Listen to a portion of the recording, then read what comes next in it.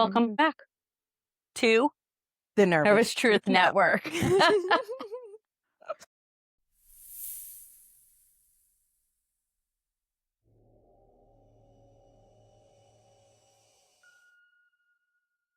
Important disclaimer, insert below. Kenzie, take our disclaimer away.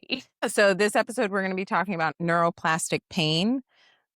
We're not doctors. Neuroplastic pain should not be assumed without appropriate medical advice, evaluation, all of that stuff. This episode and this series and our podcast, we are not telling people that their pain is all in their head. It's about explaining what modern pain science has discovered and how your brain and your nervous system generate very real symptoms. Mm-hmm. So what is neuroplastic pain? Neuroplastic pain is a lot. I mean, I think people hear it and immediately think it's fake. Well, yeah, because that's how it's been known as, you're making this up.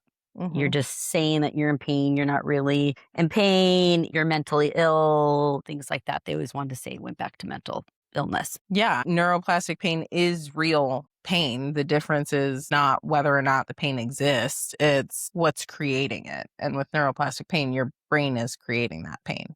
But in all instances of pain, your brain creates it. That's where all things are made. It's because of the signal that's created in our brains. Our brains are constantly putting output out all the time.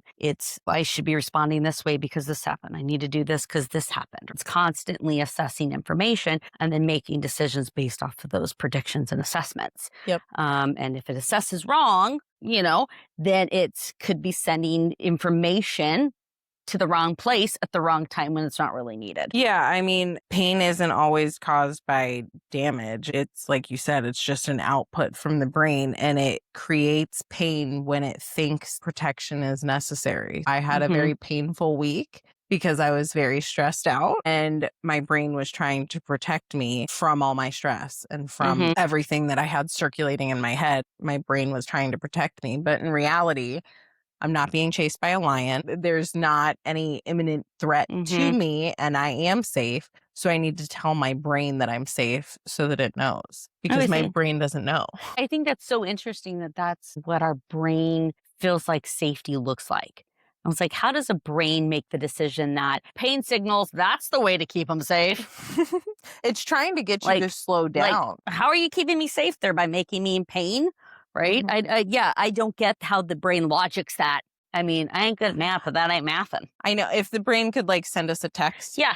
Hey, by the way, hey, just trying to check in with you. If we could communicate in a way that wasn't just preemptive and, assumative, I'm just going to assume that this is what needs to happen or what is going on. And let's just send those pain signals. It could just say, hey, you need to calm down a little bit, or you've had a rough week, take care of yourself. Like our watches do when it's like, you're really stressed, you need to be taking some breaths.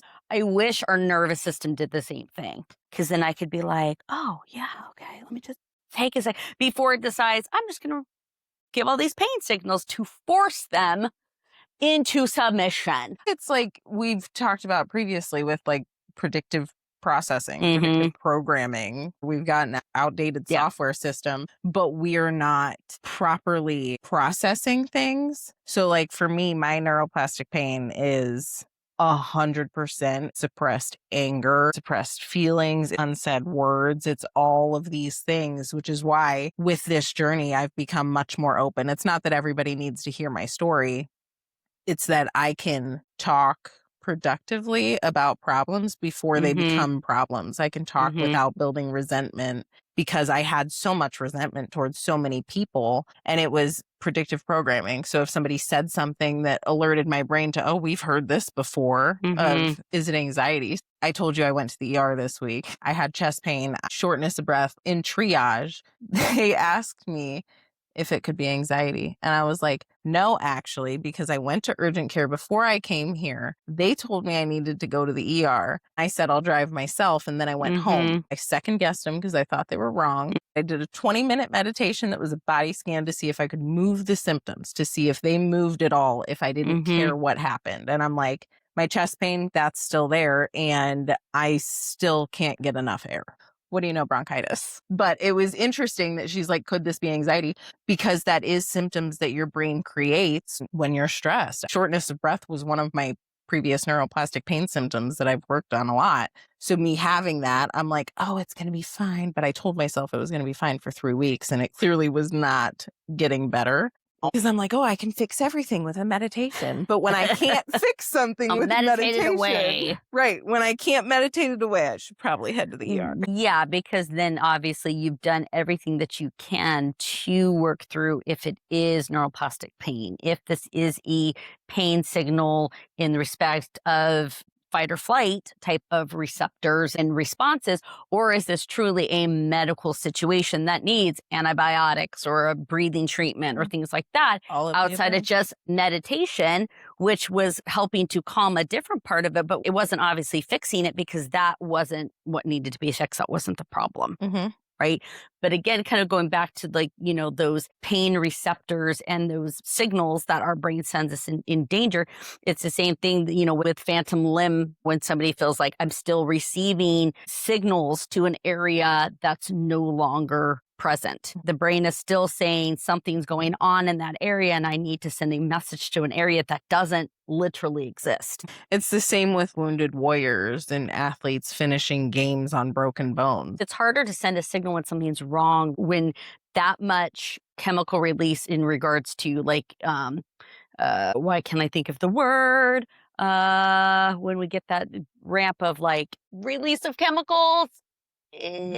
Dopamine? No, we need to run away. Fight or flight? Nope. What's the name of the chemical though? Not endorphins. No, why can't I think of it? Surge of just this chemical when you're going in to freak out because you have to be able to run away from the bad guy. I have to take to the Google because this is going to drive me crazy why I can't freaking think of this. And I'm going to talk to Google and it's not going to understand what I'm talking about. What chemical is produced during fight or flight to make you run away or escape to remain safe? That's not what I asked. I can't understand how to beat people up. What? Street fight or fight? Why did it translate to something street fight or flight to make you run away or escape to remain safe? It changed it to street fighter.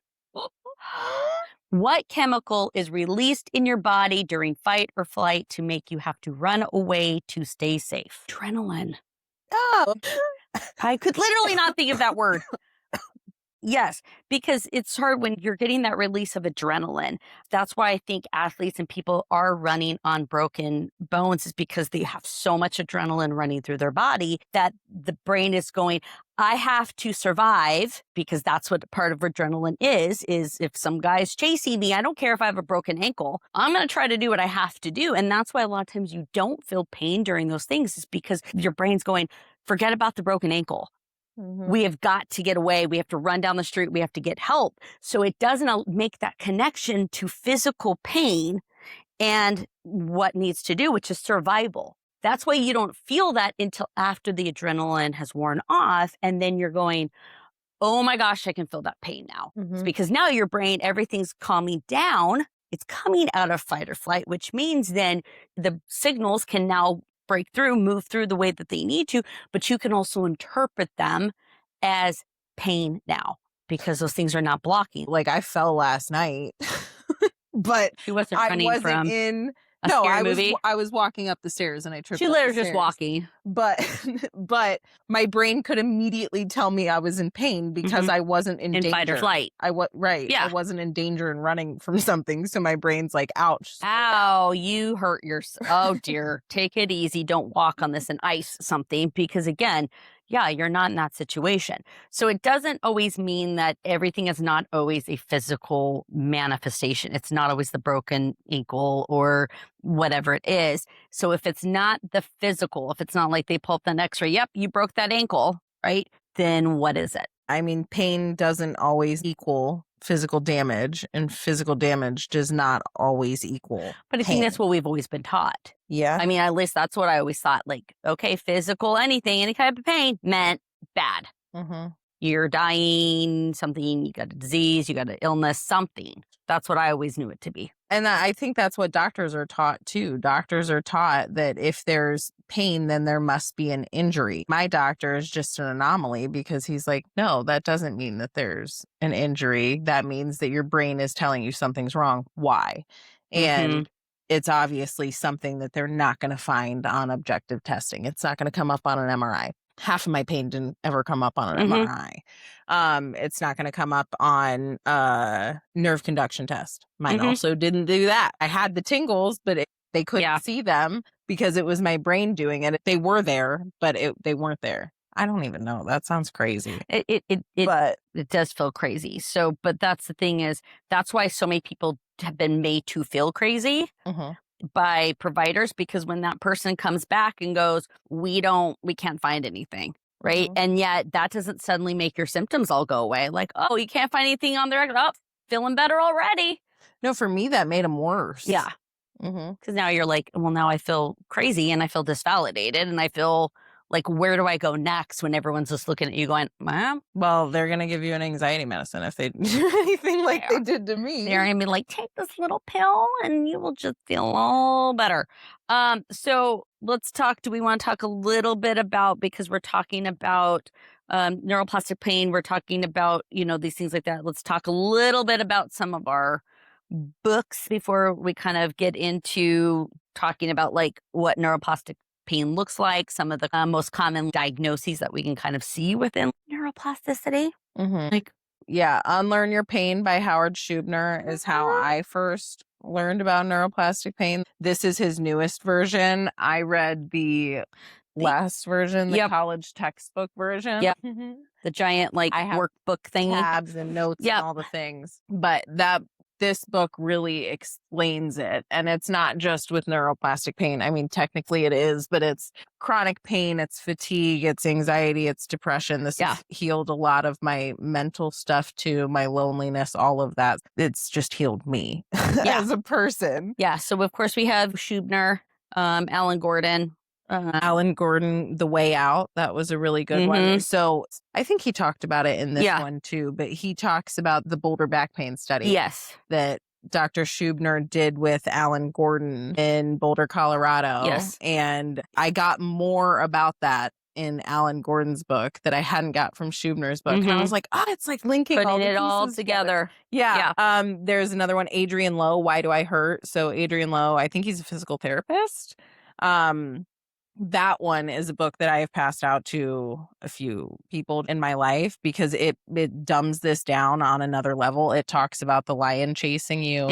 It talks about how the brain is essentially the CEO of your body.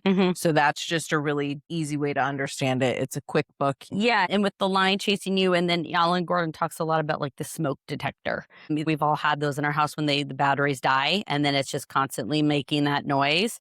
And that noise for most of us means danger. Well, no, in this case, it means your batteries are dying before it actually does die. That's kind of what happens with our bodies. It's the same thing, is that we get these smoke detectors with dying batteries. Yeah, there's different terms for it too. My doctor calls it neuroplastic pain. Dr. Brain body. Schubner calls it mind body syndrome. There's a ton of, they all mean the same thing. Yeah. My pain management doctor, he refers to it as neuroplastic pain. So they all mean the same thing. Right. Okay. It's just that your pain is created by your brain, which technically everybody has neuroplastic pain if that's the definition of it, because all of our pain is created by our brain. And I mean, the nervous system becomes overprotective. Your danger alarm gets way too sensitive. Your brain predicts pain before there's anything dangerous in you just because of words, things people are saying. Anything can be triggering, even weather. That was one thing. I was always the person with my back pain. It got worse with certain weather. And now I know that meant it was neuroplastic. Yeah, I mean, people with back pain, their backs become more reliable than the meteorologist. Things like they get really, really good at that kind of stuff. So like my fibromyalgia, gets worse with weather and storms and stuff like that. Let's kind of talk about some of the most like common, and I say that loosely, diagnoses that can be and have been found to be linked to neuroplastic pain. Yeah. Like my fibromyalgia, Yeah. Chronic neck pain, chronic back pain, IBS, migraines, migraines, dizziness, tension headaches too. Pain. pelvic pain. You had lots and lots of Yeah. on that. Tinnitus, chronic fatigue. The one that we just came across recently, the burning mouth syndrome. Yep. Never heard of that That one one before. fascinates me. Brand new one. And long COVID. That one interests me. Complex regional pain syndrome Yes. is also one. I mean, there's a ton of diagnoses. I don't think that any of these are things that you can make yourself. These are, if you have this diagnosis from a doctor, this work may be something that's beneficial to you. It may help with some of the symptoms. It might not solve them, Yes. but it can help with them. And even ones like bulging discs and arthritis and things that can be seen on x-rays, like as Those a don't always structural cause thing. pain. Yeah, exactly. And so sometimes, we're going, so maybe some of the stuff that we've always seen as a structural problem, like degenerative disc disease and things like this, really are tending at times to look more like they're merging over into the neuroplastic pain category, because a lot of people that have findings on an x-ray, those are not necessarily things that should give you physiological pain. Well, yeah, there's studies about it that Dr. Schubner mentions in these books about, like, most people in their 20s will have degenerative changes. That is something that happens to your aging. spine as you age. It's going to change It's going to shape. happen. Right. Yep. But that doesn't cause pain automatically. There's plenty of people that have degenerative changes Bulging that have no discs, pain. that have all these different things, and it doesn't cause. Well, I think it's a bulging disc. I have a bulging disc in my neck, and that was seen on an MRI, and I had neck pain, which is obviously why I got the MRI. But now that I can do this, I don't have neck pain, but that bulging disc is still there. But I don't have neck pain. Like, that's not one of my regular symptoms anymore. But when I do have it, I know exactly how to fix it, and then I go back to not having neck pain. That's not a normal symptom for me anymore. So some of the things that people want to go, okay, well, then what are some common characteristics? Because it's not always exact. And that's what can be so frustrating for neuroplastic pain, is it's not just one size. It's such a overwhelmingly large, like anything, spectrum. But some of the common characteristics, like when looking at our individual pain, we'll look at, like, does it move around? Does it change locations? Does it flare with stress or disappear or get worse after vacation? Change with distractions? Hurt without worsening damage. Yeah, I mean, you can have a good MRI, but have severe pain. You can have a bad MRI, but not have any pain at all. It's hit or miss, man. I know. I mean, the patterns point towards nervous system involvement. That means that your brain is telling you something. It's not, it's not the structural issue. The brain has a message and it wants you to listen. For me, it was a lot of unresolved feelings. It was a lot of anger that I just kept pushing down instead of voicing, or I did voice that anger, but it didn't solve anything within me. I just kept carrying it forward. So for me, it was letting all of that out. It was letting the emotions out that I had trapped in me for so long that made me so isolated, because that's the thing with chronic pain. Like, I was very vocal about it. I would tell people, like, hey, my back hurts today. I can't do this. But that didn't keep me from being isolated. When you talk about it, and I think most people with chronic pain, I don't know if you've experienced this, but I think most people have, when you talk about it, people make you feel bad. They're like, oh, well, come on, you can't just let it go for this one day, or why can't you do this? And then you just, like, spiral on that, and then you feel bad, and then that makes you more isolated. Like, it's just a terrible cycle that keeps winding you down, and there's nothing bringing you up out of that, because you don't have the proper support, because people don't know how to properly support people with chronic pain.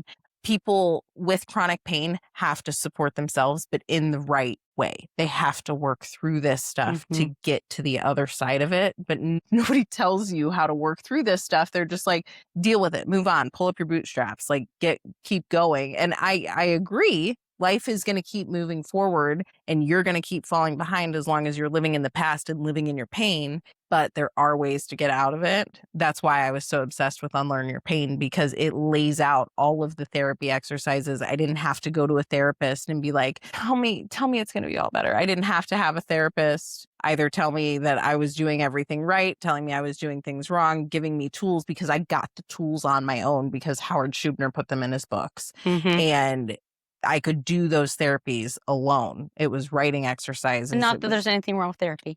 No. I'm not saying that. I went to therapy during that time, but it wasn't, I didn't need the validation from the therapist, and I could move through it so much faster because I was doing it every single day. I spent an hour every single day either reading or doing a journaling exercise or a webbing exercise or a meditation. And I was working through all of that on my own. And then I'd go to my therapist and I'm like, here's everything I'd work through. And then we'd talk about that. But I think as a therapist, I don't think that this is the type of work that I had ever known about previously before finding my way into this work. It's not like I learned this in grad school. It's not like I was ever taught to do anything with neuroplastic pain and chronic pain, or certainly how to help people change that besides just cognitive behavioral therapy or any other mainstream models that I was ever given. A lot of times as a therapist, I'd always go back to,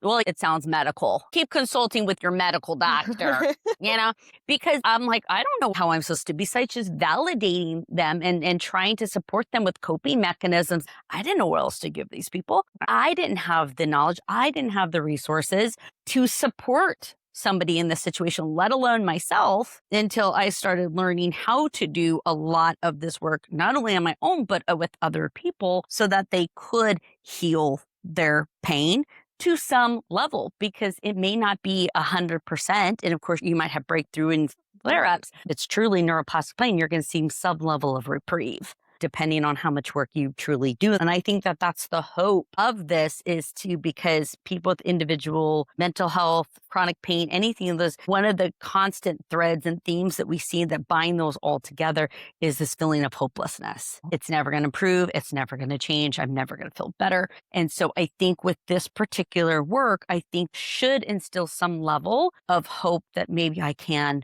regain my life back. I can feel better. I can move on. Things can improve. You went through the pain reprocessing therapy workbook, and didn't you get certified in that, or whatever that is? I took a training. Okay. So Alan Gordon talks a lot about pain reprocessing therapy. And if you ever get on and watch any of his videos, it's going to talk about what it is. In his books, it talks about it. His trainings will show you how it works in real time and how people can be supported in therapy with pain reprocessing therapy. But it's still not a huge network of therapists who offer pain reprocessing therapy in general, because it's still not known a lot. So there is actually a website that has a list of doctors that treat for neuroplastic pain. We'll link that. There's a website for pain reprocessing therapy. Alan Gordon has a bunch of resources and stuff on his page. So there's a lot more out there now, but it's something that's still up and coming. I think a lot of people think of it as pseudoscience too. It's not. I would think of it that way if it didn't actually fix my pain. But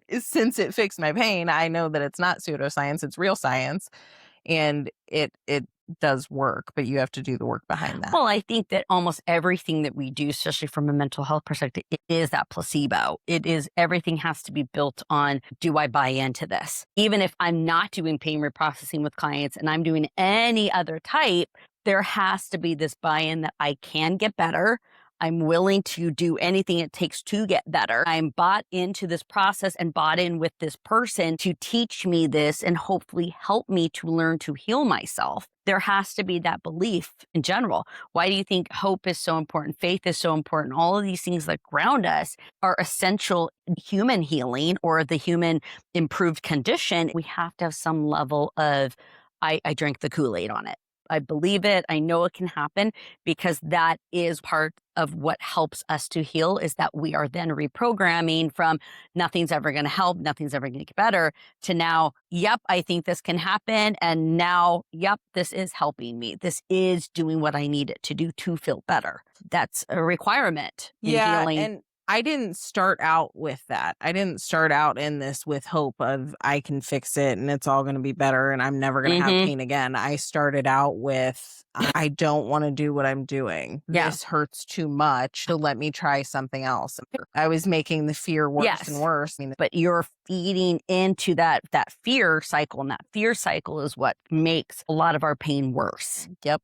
is that we're fearful that we'll never get better. We're fearful to go out and walk our dog. We're afraid to go out and do things because, oh, my pain will come back. I just think won't do it took me like two weeks into this Yeah. to start breaking that. Mhm. Like I was scared of working out. Yeah. So I went for a walk and I was like, Mhm. oh my gosh, I can walk. So then I walked further the next day and I was like, Mhm. oh my gosh, I can do this. And then Yes. just as I went, I built hope. I didn't Mhm. start with the hope. I started with, I am sick of living the way I'm living. And I think that's enough because if you are so sick of living the way that you're living, you're going to be willing to grasp onto something that will give you hope. And that's what this And that's all does. you need is just that one little thing that can get you to the next and to the next and Right. to the next until you're building this brand new platform and foundation that is built on hope and possibility that you haven't had probably in a really long time.